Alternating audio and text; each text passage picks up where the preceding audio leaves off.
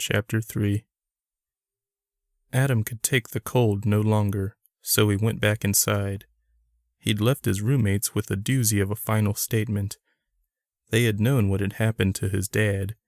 He'd told them during his first week here during a drinking game, but hadn't meant to be so blunt and then walk away. He wasn't a dramatic person by nature. In fact, he hated reading his friends' dramatic Facebook posts and refrained from posting such things. That damn video, it got him thinking, and he hated that. He liked to think he was as well adjusted as he was, due only to the fact he didn't obsess over what happened when he was a kid. He walked up the curved stairs and stepped into his room. The first thing he saw was his CD tower tipped over at the foot of his bed. His CD jewel cases cascaded across the floor. Well, the top half of the tower had expelled the cases. The bottom half were still in their slots and were holding up the tower at an angle. Adam went to work. A few minutes later, Kendall knocked on his door. "You okay?" Adam sighed. "Yeah, I feel like I'm picking up this damn tower every month. Maybe I should switch to MP3s. He laughed. Kendall stood in the doorway silently for a moment, and then said, "But you still won't, will you?" "Absolutely not," Adam said immediately. They laughed. "CDs sound slightly better because the audio isn't compressed, and I love the inserts that come with them. I like knowing who recorded and mixed the music. I like seeing the names of the orchestra members." Kendall shook his head. "You're such a nerd." "And proud of it." Kendall sat down across from him and helped him with the CDs. "I meant, are you okay about the other thing?" Adam looked at the CD in his hand, the soundtrack to Jurassic Park. He remembered the day he bought it, at Walmart in 1993. He hadn't even had a CD player at the time, but he'd just discovered CDs and desperately wanted this very CD to act as the transition from cassettes. "Sometimes I wonder," he said, "what I would do if I found the person who killed my dad." "I can't believe they never caught the guy." "It was the 90s, Adam said sarcastically. Things were different. He could tell by his friend's expression that Kendall didn't know whether to laugh or not. Adam grinned. Kendall did the same. "I can see why that time travel thing is so appealing," Kendall said. "You'd go back and prevent your dad's murder." "Not exactly," Adam said, and was surprised by his words. "Changing something that significant would probably affect the present in ways I can't possibly predict." He said those words as if reciting them from something. Was it from a movie? Probably. He shoved a few CDs into the rack. "If anything, I'd probably go back and find out who killed him, then come back to the present and tell the cops." "You'd tell the cops you're a time traveler?" Kendall asked skeptically. "No, asshole."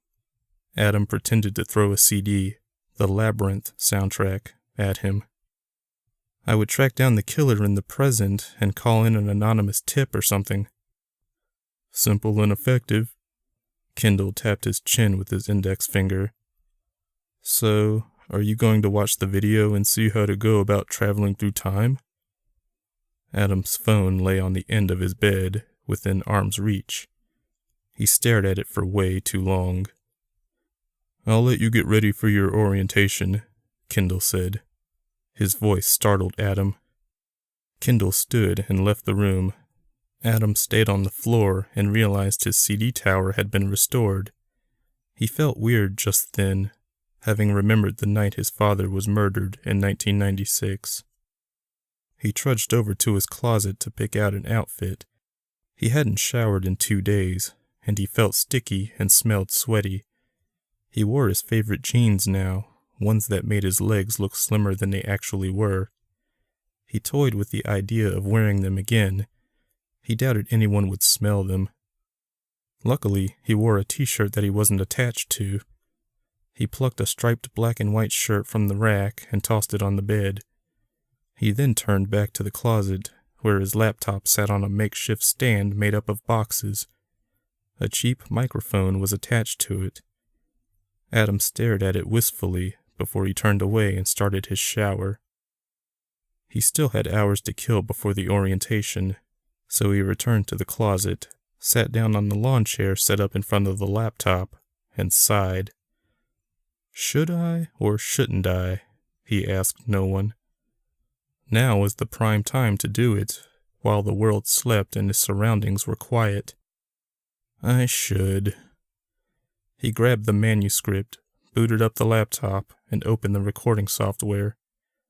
A few years ago, he discovered a manuscript his father had written before he died. Adam hadn't known his dad was a writer, and was delighted when he found out. Adam was fond of books, and liked to think he got that from his dad. His father had only written one novel, a thriller, and Adam loved it so much that he'd read it several times over the years. In fact, he wanted to share the book with the world. Not only had he converted it to an e-book and published it online, he was also in the process of narrating the audiobook. His mother had loved the idea when he pitched it to her. She hadn't read the manuscript, as she deemed it too painful, but claimed it was made special when read aloud by her son. She tuned into his YouTube channel every week to hear the next chapter. He had a lot of weeks ahead because out of the 20 chapters, he was only on 8. He spent 20 minutes recording, another 20 editing out the bad takes, then converted it to a video complete with a simple cover he created himself. He then posted the video on his channel. While on the site, he saw the thumbnail for that time-traveling video again. He stared at it for a while, but again resisted watching it. For now,